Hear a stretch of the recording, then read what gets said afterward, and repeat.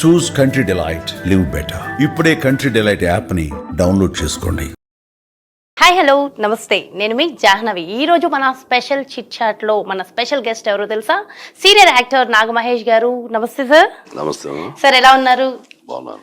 ముందుగా నా క్వశ్చన్ ఏంటంటే సార్, చిరంజీవి గారు, పవన్ కళ్యాణ్ గారు, రామ్ చరణ్ గారు, బాలకృష్ణ గారు, ఇలా చాలా మంది సీనియర్ యాక్టర్ హీరోలతో మీరు యాక్ట్ చేయడం ఫస్ట్ మీ ఫీలింగ్ ఎలా ఉంది సార్?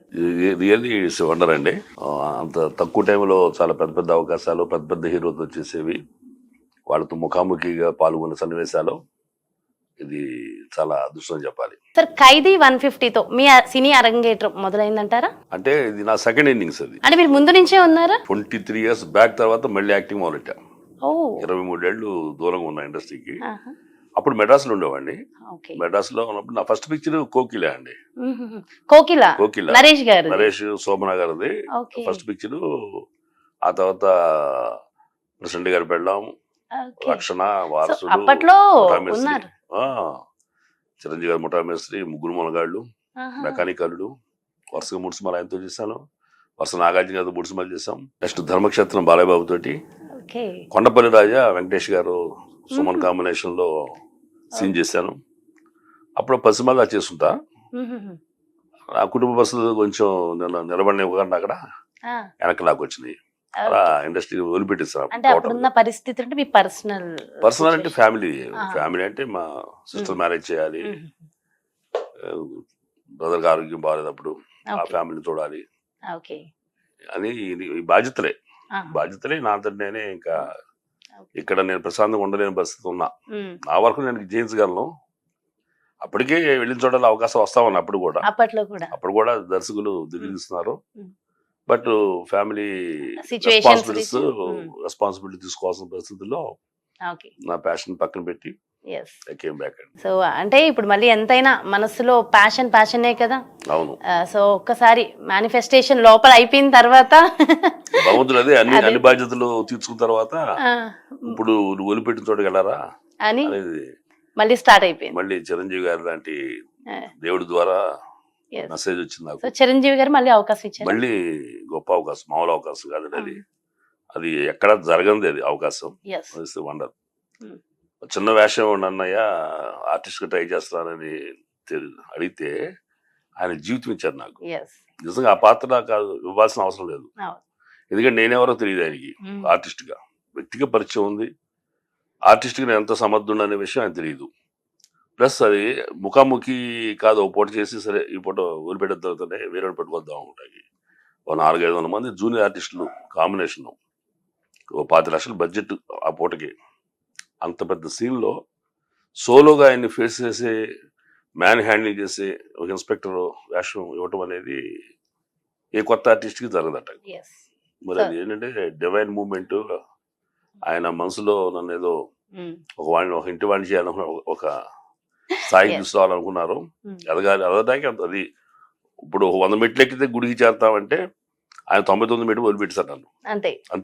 ఈ 1 నుంచి 99 నేను ఎక్కలా. ఆ మూవీలో ఫస్ట్ మీరు చిరంజీవి గారి కాలర్ పట్టుకునే సీన్ ఉంటుంది.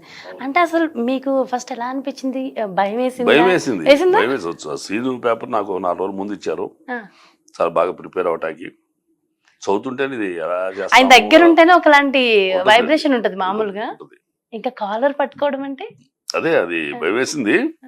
ఇక టైం గడుస్తున్న కొద్దీ, షార్ట్ అడుగుతున్న కొద్దీ కొంచెం టెన్షన్ పెరిగింది నాకు. డైరెక్ట్ గా దగ్గరికి వెళ్ళి చెప్పాను, అన్నయ్య నాకు చాలా టెన్షన్ ఉంది, నన్ను బ్లెస్ చేయండి అని చెప్పని కాళ్ళ నమస్కారం పెడితే నెత్తి మీద గట్టిగా చేపెట్టి బలంగా, అంటే బలం అనేట్టు అదిమినట్టే చేస్తారు ఆయన. ఊరినట్టు పెట్టడం ఉండదు. ఫోర్స్ఫుల్ గా. తెలుసు కదా మహేష్ మంచి పాత్ర బాజీ అన్నారు. దీంతో ఎన్ని టేకులు తీసుకున్నారు? మోస్ట్లీ టేక్స్ ఏం పడలేదండి. పడలా. ఎందుకంటే నేను స్టేజ్ యాక్టర్నే. యాక్టింగ్ పరంగా భయం కాదు. అంటే చిరంజీవి గారు అక్కడ టెన్షన్ అంతే. ఆయన ఆరావు మనకి కొంచెం భయపెట్టేస్తుంది. చిరంజీవి గారు కనిపిస్తే మామూలుగా దండం పెట్టాలనిపిస్తుంది. అవును. అలాంటిది కొంచెం ఆయన ఇచ్చిన ప్రోత్సాహం కానీ, అంతకుముందు గతంలో ఆయనతో నాకు కాస్త పరిచయం కానీ నాకు నీకు ధైర్యం చేయడానికి హెల్ప్ అయింది. బట్ ఆయన షర్టు పట్టుకున్న తర్వాత ఫస్ట్ నుంచి టేకిన పడలా నాకు. అయితే నేను ఒక చెల్లెల గురించి లూజ్ టాక్ మాట్లాడిన తర్వాత నా 2 షర్ట్ నా కాలం నా పట్టుకుని ఆయన దగ్గర లాగి అని ఉరుముని చూస్తాడు. ఆ తర్వాత 4-5 టేకులు పడినాయి నాకు. అంటే ఇంత క్లోజ్గా ఇద్దరం వచ్చాము. ఆ కళ్ళల్లో కళ్ళు పెట్టి చూస్తే నేను నా మైండ్ పోయింది ఇక. అంటే బాలకృష్ణ గారితో కూడా మీరు యాక్ట్ చేశారు. బాలకృష్ణ గారితో మరి మీ అనుభవం ఎలా ఉంది సార్? బాలకృష్ణ గారితో ఫస్ట్ ఆయన కొంచెం మూడి మనిషి, ఏదో తేడా వస్తే కేకలేస్తారు, మనం హర్ట్ అవుతామో అని చిన్న భయం ఉండేది నాకు ముందే విన్న పరిస్థితులు బట్టి. అవును. కానీ ఆయన అలాంటి మనిషి కాదండి, అలాంటి మనిషి అస్సలు అలాంటి మనిషి. మరి చాలా జోవియల్గా ఉంటాడు ఆయన, చాలా ఫ్రెండ్లీగా ఉంటారు. అసలు నేను పెద్ద యాక్టర్ని, నేను పెద్ద ఖాందాన్ నుంచి వచ్చాను, పరంపర ఉంది మాకు, అవి అసలు ఏమీ ఆయన మైండ్ లో ఉండవు. వెరీ సింపుల్ ఉంటాడు, ఆయనే పలకిస్తాడు. మన చాలా కోపం వస్తే మొబైల్ తీసుకుని ఇసురుతారు అని కోపం వస్తే అంటే అవతల వాడు ఇరిటేటింగ్ గా చేసే మాటలు కానీ, ఇరిటేటింగ్ గా బిహేవ్ చేస్తే కానీ కోపం వస్తుంది ఆ క్షణమే. దగ్గర నుంచి మీరు చూసారు కాబట్టి ఎక్కువ మీకు తెలుస్తుంది. బాగా దగ్గరగా ఫేస్ టు ఫేస్, ఇంకా మన ఇద్దరి కంటే దగ్గర ఉన్నా ఆయనతో. కొత్తగా యాక్టర్ అవ్వాలి అనుకున్న వాళ్ళకి మీరు ఇచ్చే సలహాలు సూచనలు ఏంటి? కొత్తగా యాక్టింగ్ అవ్వాలి అంటే ఊరిని మనం అద్దంలో చూసుకుని బాగున్నాం కదా యాక్టర్ అయిపోతాం అంటే కాదండి. అవకాశం రావచ్చు, ఎప్పుడైనా మీ అందానికి అవకాశం రావచ్చు. కానీ మీలో ఆ కృషి లేకపోతే, మీలో అటువంటి ప్రాక్టీస్ లేకపోతే, గతంలో అందం ఒకటి అక్కడ వర్కౌట్ అవ్వదు. అందులో అందమంది అందగత్తులు కానీ అందగాళ్ళు కానీ పెద్ద యాక్టర్స్ కాలేకపోయారు. మనం when you are deserved then you desire అనేది ఎక్కడ విన్నమాట. మీకు అర్హత ఉంటే మీరు ప్రయత్నం చేయండి, అర్హత ఉందో లేదో తెలుసుకోవడానికి ఒక ప్రయత్నం చేయండి. ఎలా తెలుసుకోవాలంటారు? అర్హత ఉందో లేదో ప్రయత్నం చేసాక అర్థమైపోతుంది అంటారా? ప్రయత్నం చేస్తే తెలుస్తుంది కదా. ఇప్పుడు సినిమా చూసాము, ఏదో సినిమా అంత గొప్ప నటన మనం చేయగలుగుతున్నావా లేదా, ఇది బాగుంటుందా లేదా అని తెలిసిపోతుంది. కృత్రిమంగా ఉంది మరి ఇది, అది ఏం బాగాలేదు ఇది అనే ఫీలింగ్ కానీ, ఒక ఎక్స్ప్రెషన్ ఇవ్వడానికి మనం ఇవ్వగలుగుతున్నామా లేదా, డైలాగ్ చెప్పగలుగుతున్నాం లేదా. చిన్న డైలాగ్ చెప్పేసి అవురా అంటే అది డైలాగ్ కాదు, ఒక ఎమోషన్ ఆ సిచ్యువేషన్ తగ్గట్టుగా ఎన్ని రకాలుగా అవురా అనగలం మనం, అనగలమా లేదా. ఇలాంటి ప్రాక్టీస్ అంతా మనకి తెలుసుకుంటే, అంటే ఫుల్ కాన్షియస్ తో అక్కడ ఉండాలి, కాన్సన్ట్రేషన్ ఉండాలి.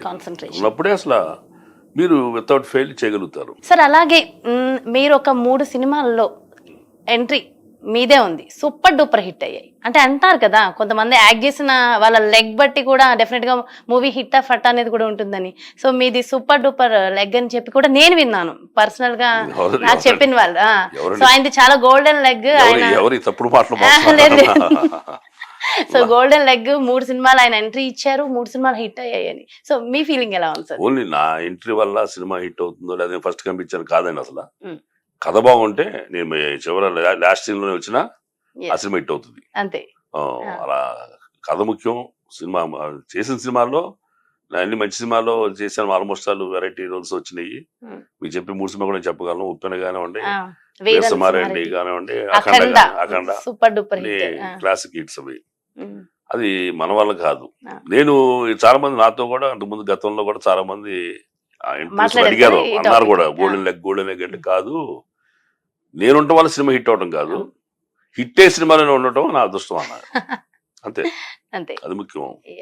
అలాగే మహేష్ బాబు గారితో కూడా మీరు యాక్ట్ చేశారు. మహేష్ బాబు గారితో భరతనాట్యం చేశాను, మహర్షి చేశాను. భరతనాట్యంలో కాంబినేషన్ ఒక చోట ఉంటాం కానీ ఫేస్ టు ఫేస్ అనేది భరతనాట్యం చేసాం. సీన్ లో సినిమా లేదు, అది ఫేస్ టు ఫేస్ నేను మాట్లాడుతుండగా ఆయన వింటాం. మంచి సీన్ లో 12 మంది పెద్ద ఆర్టిస్ట్ మధ్య అదిరిపోయే సీన్ చేసాము.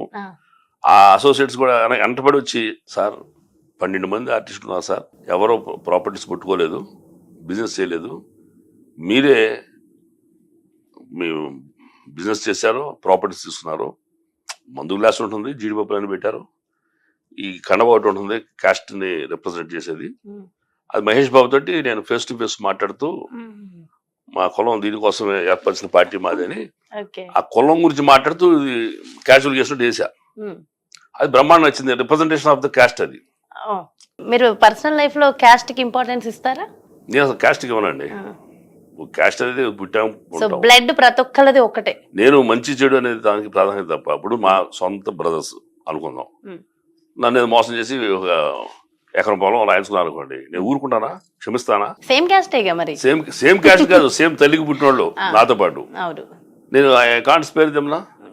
అసలు ఇండస్ట్రీ గురించి ఒకసారి మనం మాట్లాడుకుంటే, అసలు ఇండస్ట్రీ లోపల ఉన్న వాతావరణం ఎలా ఉంటుంది అంటారు? బయట అయితే చెప్పుకోవడం ఒకలా ఉంటుంది, మీకు ఆల్రెడీ తెలుసా టాక్ అంతా.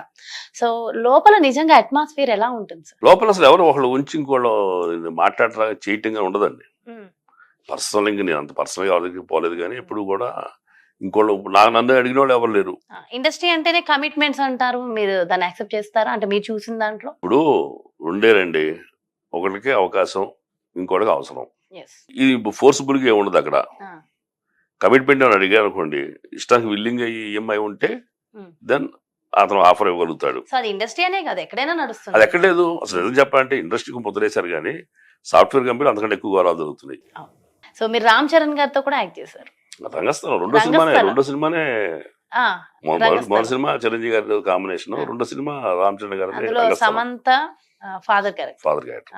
సో ఎలా అనిపించింది సార్ రామ్ చరణ్ గారితో మీ అనుభూతి ఎలా ఉంది? రామ్ చరణ్ గారు కూడా అసలు ఎక్కడ ఆయన తండ్రి గారి యొక్క దీన్ని ఇటు ఆ పరంపరని లెగసీని సక్సెస్ పరంగా తీసుకొస్తున్నారు.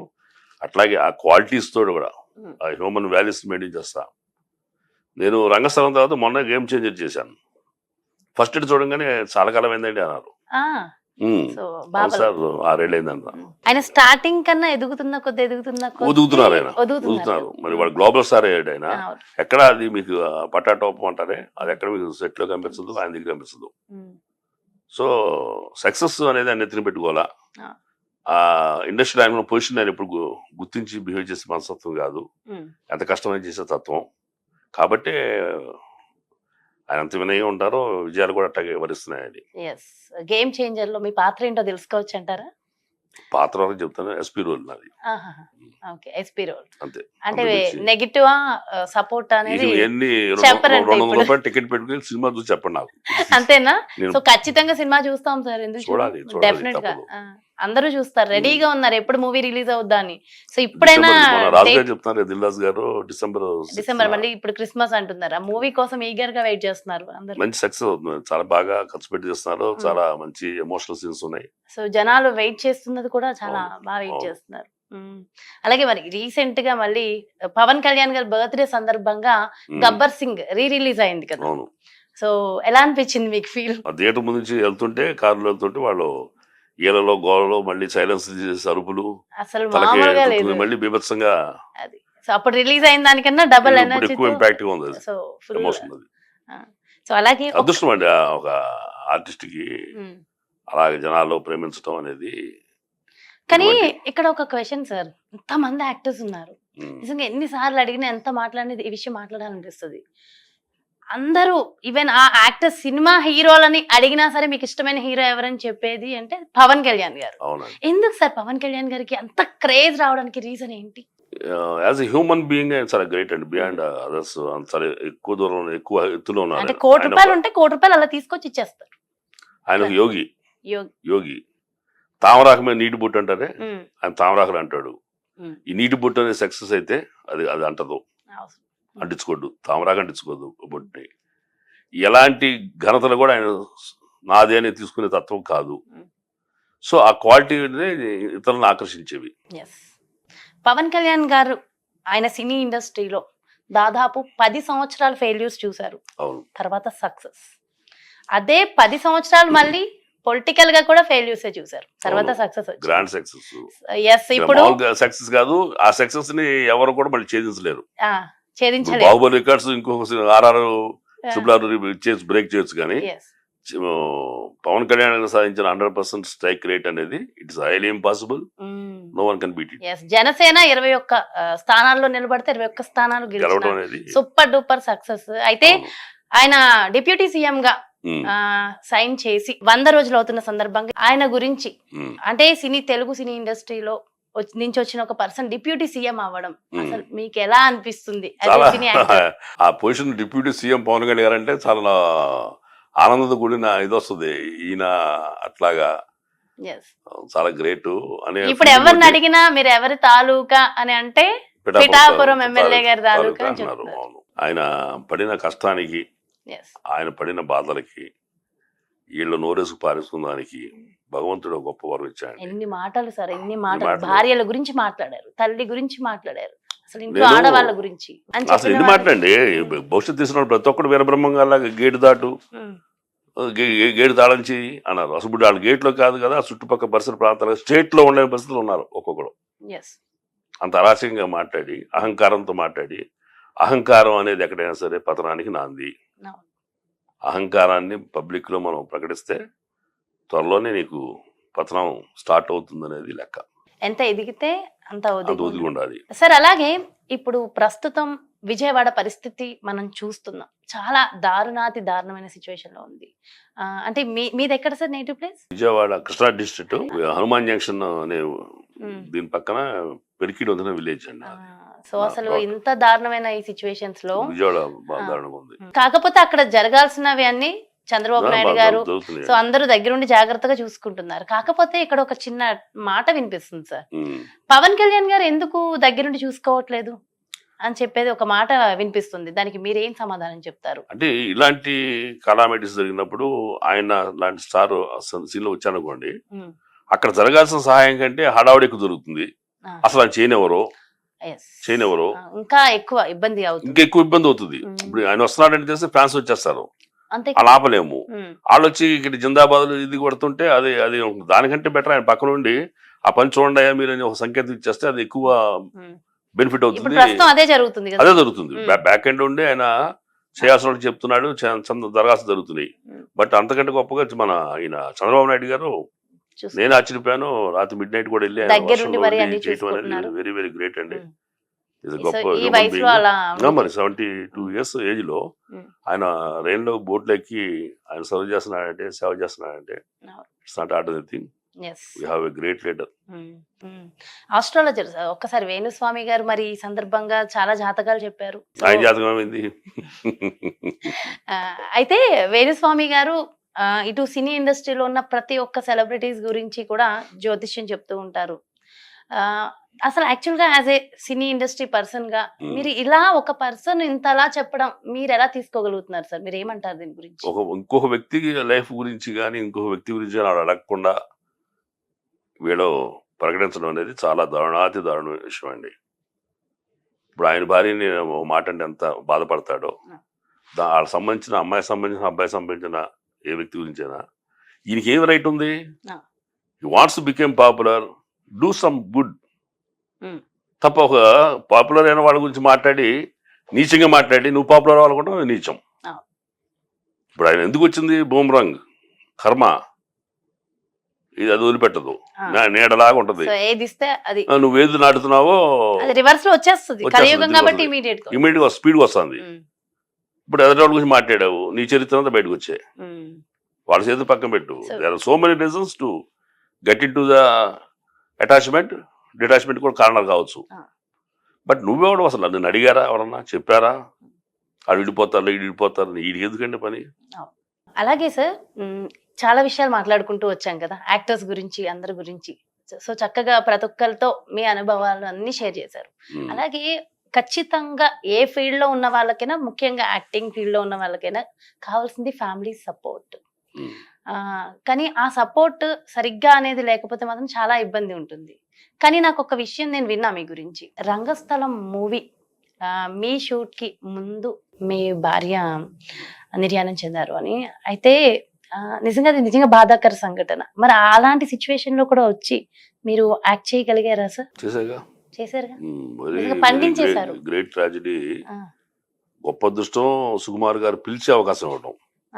రెండో సినిమానే సమంత ఫాదర్ గా ఒక గొప్ప అవకాశం ఆయన ఇచ్చారు.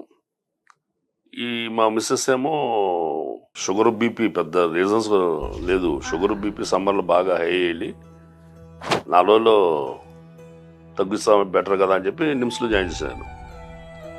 4 రోజులు ఏంది 10 రోజులు అవుతుంది. ఆ టైంకి తగ్గకుండా బ్రెయిన్ హ్యామరేజ్ ఇచ్చేవాడు. బట్ రోజు 15 బిడ్డలు 16 టాబ్లెట్స్ ఇట్లాగా ఇంజెక్షన్స్ అని తగ్గుతుంది ఏమంటే కోమాకి వెళ్ళిపోయి, కోమా నుంచి బ్రెయిన్ హ్యామరేజ్ చెప్పి కరెక్ట్ 5వ తారీఖు నేను షూటింగ్కి రాజమండ్రి దగ్గర అటెండ్ అవ్వాలి. 4th నైట్ ట్రావెల్ చేయాలి. 3వ తారీఖు ఆవిడ 11 o'clock టైంలో చనిపోయింది. 2వ తారీఖు అందరూ వచ్చారు, నా చేతుల మీద కానీ కార్యక్రమం చేశాము. చేసి 3వ తారీఖు విజయవాడ వెళ్ళి అన్నీ కనిపించాను. ఆ రాత్రి డిస్కషన్ ఇంట్లో మా మేనత్తలు, మా అక్కయ్య, పెద్దవాళ్ళందరూ నన్ను అరే ఊరేం తిట్టగలిగిన బంధువులందరూ కూడా వెళ్ళొద్దు, మంచిది కాదు, ఆడపిల్లలు పెట్టుకుని నువ్వు వెళ్తావు, సినిమా పిచ్చి పెట్టిందా నీకు యాటిట్యూడ్ మాత్రం కూడా గట్టిగా మాట్లాడు. అందరం అంటే ఒకటే చెప్పాను, మీరు అసలు మీరు ఎవరో నీకు తెలియదు, మీకు నాకు పిచ్చి కాదతాయి, నేను నా బ్రతుకు తెరువు, ఇది గొప్ప అవకాశం, మళ్ళీ మళ్ళీ రాదు. సినిమా రంగంలో ఒక హీరోయిన్ ఫాదర్ అవ్వాలంటే మినిమం 10 years చేసుకుంటూ పోవాలా, ఒక స్థాయి రావాలంటే 10 ఏళ్ళు పడుతుంది. అలానే రెండో సినిమానే అడగకుండా వచ్చింది నాకు. భగవంతుడు ఏదో గొప్ప అవకాశాలు ఇస్తున్నాడు. కాబట్టి ఇది పిచ్చి అనుకోవద్దు. రామ్ చరణ్ సమంత గారి కాంబినేషన్, ఫస్ట్ కాంబినేషన్ అంత గొప్పదో మీకు తెలియదు. సుకుమార్ గారి డైరెక్షన్ వాల్యూస్ మీకు తెలియవు. మైత్రి మూవీస్ ఒక గొప్పతనం తెలియదు. ఈ సినిమా ఎంత అద్భుతం కాబోతుందో మీకు తెలియదు. మీరు ముందే ఊహించారు. నేను ఊహించానంటే ఎన్ని రేర్ కాంబినేషన్స్, అద్భుతం. సినిమా హిట్ అవటానికి క్రేజ్ అనేది స్టార్ట్ కాకముందు ఏర్పడిపోయింది రంగస్థలానికి. మీకేమన్నా అయిపోతుందని వాళ్ళందరూ భయపడ్డారు. వాళ్ళు సెంటిమెంట్ని మాట్లాడతారు, అందుకు వెళ్ళొద్దు అంటారు. ఎందుకు వెళ్ళొద్దు అని చెప్పా. ఎందుకు వెళ్ళొద్దు అంటారు తెలుసా మీకు అడిగా. ఎందుకు వెళ్ళొద్దు అంటారంటే, భార్య చనిపోయో, తండ్రి చనిపోయో, తల్లి చనిపోయో, బిడ్డ చనిపోయో, ప్రేమతోటి ఉండి వాళ్ళు లేనప్పటికీ నాకు జీవితం ఎందుకని డిప్రెస్ అయిపోయి సూసైడ్ అని కమిట్ చేసుకుంటాడని చెప్పని భయంతో పొలి మీద దాటొద్దని ఒక కండిషన్ పెట్టారు. దాన్ని 4 మనుషులు తోడు పెడతారు. మరి ఇప్పుడు ఎంటర్టైన్ చేసే లేగాను మా ఏడుస్తుంటే ఊరుకోరా ఇది అయిపోయింది కదా అని మన కన్సోల్ చేయడానికి మనుషులు ఉంటారు చుట్టూ. పొలి మీద దాటొద్దు అంటారు. ఆయన బయట పోనివ్వకుండా మన చేతికి అందకుండా పోకుండా ఒక కట్టడిలో ఉంచడం కోసమే ఈ కస్టమ్స్ అనేది పెట్టింది. విజేత ఆత్మకథ దాంట్లో కలాం గారు చెప్పా. అందుకు నచ్చింది బాగా నాకు. అది ఒక గొప్ప విజయాన్ని ఇచ్చే ముందు అంత గొప్ప విజయాన్ని మోయగలవా లేదా అనే దానికోసం పెద్ద కష్టాన్ని పెడతాడు దేవుడు. ఆ కష్టమే ఈ భార్య చనిపోవడం అనేది. భార్య కావాలా భాగ్యం కావాలనే ప్రశ్న వేసాడే కానీ నేను సమాజం చెప్పినప్పుడు పెళ్ళాల్సిపోయాడు. ఇప్పుడు దేవుడిని నాకు మిగిల్చింది భాగ్యం. ఆ భాగ్యమే ఈ ఆపర్చునిటీ. ఇప్పుడు నేను ఈ భయాలకు పోయో సెంటిమెంట్లకు తలకి వెళ్ళకపోతే జీవితంలో అవకాశం మళ్ళీ రాదు నాకు. అని వింటున్నారు. చెరువు పక్క వచ్చి 2 సార్లు చెప్పండి అంటే చెరువు పక్క వచ్చి ఇట్లా నా మీద వారిపోయి ఇల్లు డాడీ అని ఏడ్చేశాను. అది నిజంగా జీవితంలో ఒక భార్య చనిపోయిన దానికంటే, నేను ఎంతో ప్రేమించి మా అమ్మ చనిపోయిన దానికంటే, నా బిడ్డలు ఆ రోజు నన్ను సపోర్ట్ చేయడం అనేది అది మర్చిపోలేని సంఘటన. ఇవాళ ఇంత ఉన్నత విజయాలకి. అయితే మీరు ఇలాంటి ఆచారాలన్నీ నమ్ముతారా? ఏ ఆచారాలు అంటే ఇలాంటి సెంటిమెంట్స్ ఇలా ఉండకూడదు అలా ఉండకూడదు ఇలాంటి అంటే ఇంకోటి విషయంలో నేను కూడా వద్దంటాను. ఈడు మాట ఉంది, అనుభవంతో వాళ్ళు చెప్పలేకపోవచ్చు కానీ, లేదా వాళ్ళ జీవితం అనుభవం లేకపోతే ప్రాక్టికల్ గా మనం ఆలోచించాలి. నేను వాళ్ళని అప్పుడు నాకు ఎక్కడ చదవలేదు. నేను ఒక ఫోర్స్ లాగా వస్తున్న ఈ వాగ్దాటిని మా అక్కాయి, సొంత అక్కాయి, సొంత మేనత్త, నన్ను ఎంతో ప్రేమించే మేనత్త, ఇష్టపడే మనిషి, ఇట్లా మా పిన్ని గారు, ఇలాంటి వాళ్ళందరూ చెప్తుంటే వాళ్ళ ఉధృతిని ఆపడం కోసమే నేను ఇమీడియట్గా నేను చిన్నపాటి రైటర్ని. స్వాతిలో 17 కథలు రాశా. ఆ అనుభవంతో వీళ్ళు ఎట్టా ఆపాలి, సెంటిమెంట్ ఎట్టా బ్రేక్ చేయాలని ఆలోచిస్తూనే మాట్లాడుతున్న వాళ్ళతోటి. ఎందుకంటే ఇది భగవంతుడు ఇచ్చిన అవకాశం, దీన్ని వదిలిపెట్టుకోలేను. వాళ్ళ ఉద్ధృతిని నేను ఆపాలి అనేసరికి ఎప్పుడైతే నేను అసలు ఎందుకు వెళ్ళొద్దు అంటారు తెలుసా మీకు అని ఎదురొచ్చేసరికి వాళ్ళందరూ ఆశ్చర్యపోయారు.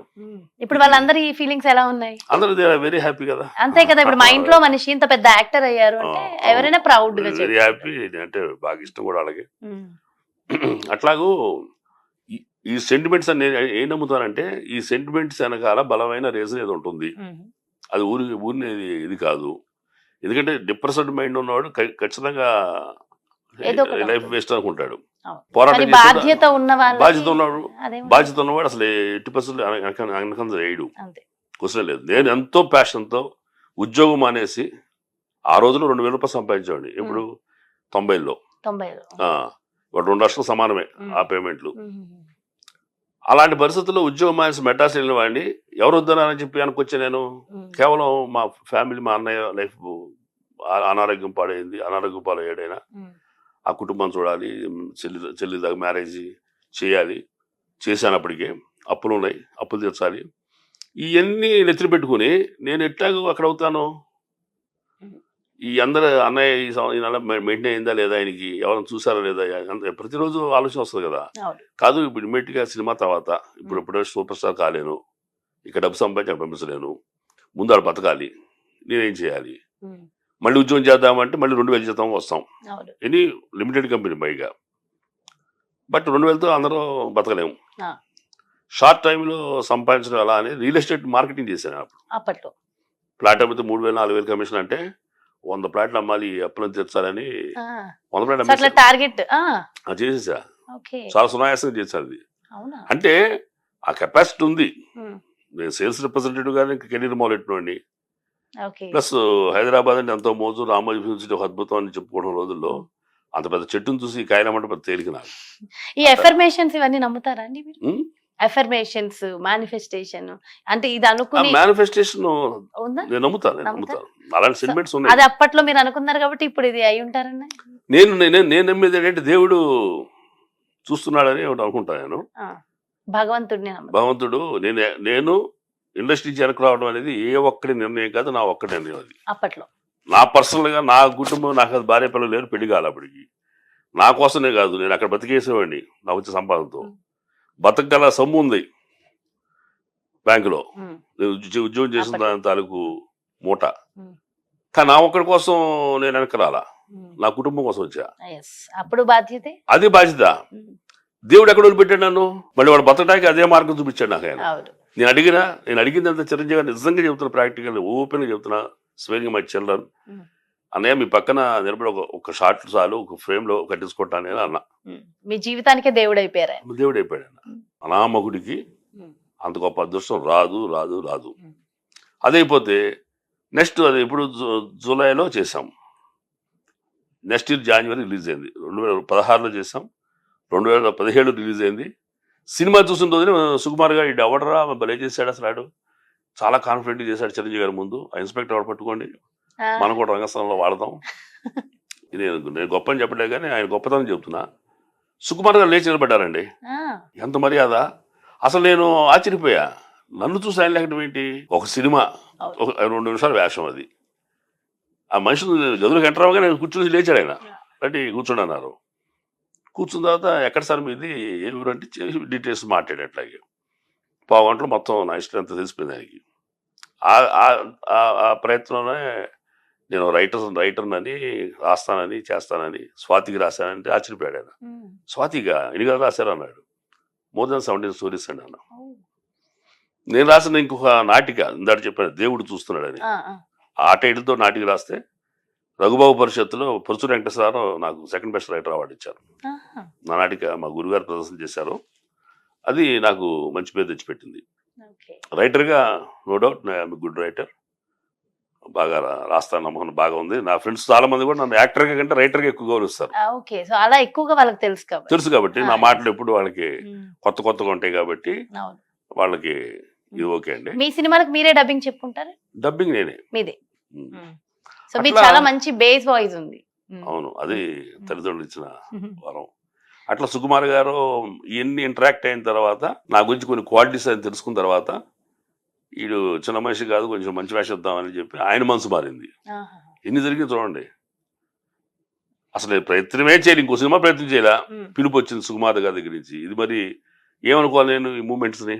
అంతే కదా, మనం ప్రయత్నం చేయకుండా ఎదురొస్తున్నాయంటే అదృష్టాలు అది భగవంతుడి భగవంతుడి నిర్ణయం. అంటే నాకు అర్థం లేదు. ఎప్పుడైతే సుకుమార్ గారు, నిజంగా చెప్తున్నా, సుకుమార్ గారు ఆఫీస్కి పిలిచి ఆ అవకాశం ఇవ్వడం అనేది నాకు డిసైడ్ అయిపోయాను. భగవంతుడు నా డెస్టినీ యాక్టర్ గానే ముగిస్తున్నాడు. My destiny is film industry. I'm going to be a good actor in so అక్కడ మీ తెలుగు కోర్ లో అది ఉండిపోయింది. వచ్చేసింది. ఇంకా నాకు వచ్చేసింది. దారి కనిపించేసింది. అర్థమైపోయింది. చిరంజీవి గారు ఆ బాట వేయటమే ఒక హై స్పీడ్ కార్ని రోడ్డు మీద పెట్టేశారు ఆయన. ఉమ్. ఉమ్. ఇంగ్లీష్ లో అంతా ఎవ్రీథింగ్ ఫ్యూల్ ట్యాంక్ అంతా రెడీ చేశారు. నెక్స్ట్ తోడస్థానం మనిషి సుకుమార్ గారు అయ్యారు. అయిపోయింది. ఇంకా నాకు భయం ఉందండి ఇండస్ట్రీలో. అంతే. భయం కాకపోయినా అసలు ఫోర్స్ఫుల్ మూమెంట్ వస్తుంది. నేను పడిన కష్టానికో నా యొక్క అభిష్టానికో భగవంతుడు ఇప్పుడు నెరవేరుస్తున్నాడు. ఎస్. ఇప్పుడు నాగమహేష్ గారు అని చెప్పి గూగుల్లో కొట్టినా గూగుల్ కూడా మీ ఇన్ఫర్మేషన్ ఇచ్చేస్తుంది. ఇచ్చేస్తుంది. అది వేరే విషయం. కానీ సో అది అంతా అంతే. ఇప్పుడు ఒక మీ తొలి ప్రయత్నం, మీరు జర్నలిస్ట్ అవ్వాలనుకుంటే తొలి ప్రయత్నంలోనే ఒక సుమన్ టీవీ లాంటిదో ఇంకొంతకన్నా గొప్ప టీవీ లాంటి పిలిపొచ్చి అవకాశం ఇస్తానంటే మీకు ఏమనిపిస్తుంది? అంతే కదా. ఇందుట్లో మనం అనుకున్న కోరిక నెరవేరటం ఒకటి, అవును. అసలు ఊహించని కంపెనీ నుంచి మనకు అవకాశం రావడం ఒకటి అనిపిస్తుంది కదా. అంతేగా. అట్లా నాకు 2 అవకాశాలు గొప్పది. గొప్ప. సో అక్కడ మొదలైంది. అక్కడ నుంచి నేను చాలా కాన్ఫిడెంట్ గా ఉన్నాను. నేను స్థిరపడతాను ఇండస్ట్రీలో. భగవంతుడు నన్ను వదిలిపెడతా. చాలా Yes. ఫోర్స్ నెట్టుతున్నాడు ఆయన. డెఫినెట్ గా మీరు ఏవైతే అనుకున్నారో ఇంకా ఉన్నత శిఖరాలని మీరు అధిరోహిస్తారని, అధిరోహించాలని మనస్ఫూర్తిగా కోరుకుంటున్నాం సార్. Thank అంటే you. చాలా చాలా గుడ్ ఇన్ఫర్మేషన్ ఇచ్చారు. కానీ మీతో మాట్లాడుతుంటే ఇంకా చాలా విషయాలు మాట్లాడాలని ఉంది. కాకపోతే ఇక్కడ మనం ఏం చేద్దామంటే ఎపిసోడ్ 2 కూడా చేద్దాము. కొంతమంది దగ్గర నుంచి క్వశ్చన్స్ కూడా తీసుకుందాం సార్. నా దగ్గర కూడా చాలా క్వశ్చన్స్ ఉన్నాయి. కాకపోతే మీ ఫ్యాన్స్ ఉంటారు కదా, మీ ఫ్యాన్స్ అడిగేటటువంటి క్వశ్చన్స్ ని కూడా తీసుకుని నాకు మీరు మళ్ళీ ఇంటర్వ్యూ ఇవ్వాలి. నేను తప్పకుండా ఆన్ స్క్రీనే అడిగేస్తున్నాను మిమ్మల్ని అయితే. తప్పకుండా ఎస్, ఇది ఎపిసోడ్ 1 వేసుకుందాం, అది 2. మరి మీకు నిజంగా ఇంకేమైనా క్వశ్చన్స్ అడగాలని అనిపిస్తే డెఫినెట్ గా కమెంట్స్ రూపంలో తెలియజేయండి. And very good information sir. Thank you so much. Thank you very much madam. Thank you. చూసారు కదండి, ఇది ఇంట్రెస్టింగ్ టాపిక్, చాలా ఇంట్రెస్టింగ్ గా ఉంది కదా, బాగా వెళ్ళింది కదా. నాకైతే అబ్బా సూపర్ అనిపించింది. మంచి ఇన్ఫర్మేషన్, ఒక్కొక్క విషయం వింటుంటే అబ్బా సూపర్ ఇన్ఫర్మేషన్ కదా అనిపించింది. సో ఇండస్ట్రీకి సంబంధించి, ఇండస్ట్రీలో ఉన్నటువంటి యాక్టర్స్ కి సంబంధించి, సో అందులో అవకాశాల గురించి, సో టోటల్ ఇన్ఫర్మేషన్ సూపర్ గా ఉంది. సో మరో బ్యూటిఫుల్ కాన్సెప్ట్ తో మళ్ళీ మీ ముందుకు చేస్తాను. మరి ఇది నాగ మహేష్ గారితో ఈ రోజు మన చిట్ చాట్. నమస్తే.